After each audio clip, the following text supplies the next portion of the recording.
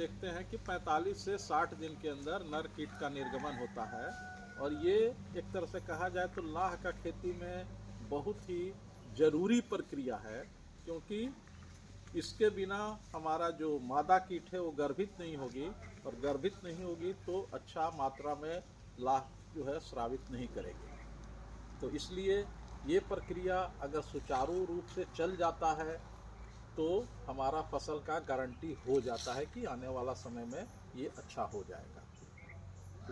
दूसरा छिड़काव के बाद हम लोग फिर अब तीसरा छिड़काव, अगर हमारा 45 से 60 दिन के अंदर और किसी प्रकार का शत्रु कीट का, खास करके हरा पतंगा का या क्राइसोपा का अटैक हो जाता है, तो इस दौरान हमें दवा का छिड़काव न करके हैंड पिकिंग करना चाहिए। हैंड पिकिंग का मतलब होता है हाथ से चुन करके क्राइसोपा के अंडा को नष्ट कर देना, और साथ में अगर लार्वा दिखाई देता है तो लार्वा को भी हाथ से मसल देना।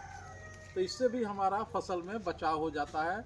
और ये काम हम लोग खास करके सेमियलता पर महिलाएं, बच्चे या बूढ़े सब आसानी से कर सकते हैं, बशर्ते कि उनको जानना चाहिए कि क्राइसोपा क्या है। दूसरा रहा बेर पर, तो बेर का भी डाली बहुत ज़्यादा ऊंचा नहीं होता है, उस पर बांस का सहारा लेकर के हम ये हैंड पिकिंग का क्रिया जो है आसानी से कर सकते हैं। तो इस तरह से अगर 45 से 60 दिन के अंदर क्राइसोपा का अटैक होता है तो हैंड पिकिंग करना है, हाथ से मसलना है और कीड़ा को और उसके अंडा को नष्ट करना है। उसके बाद हमारे पास टाइम मिलता है तीसरा छिड़काव करने का, वो हम 62 से 65 दिन के अंदर हमें पूरा कर लेना रहता है।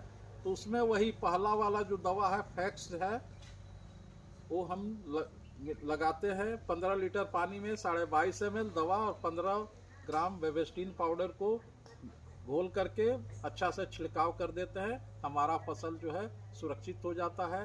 मादा जो है गर्भवती होती है, अब उनका विकास तेजी से होता है और धीरे धीरे वो अधिक मात्रा में फीडिंग करती हैं और हमारा लाह का जो पपड़ी जो है वो धीरे धीरे मोटा हो जाता है।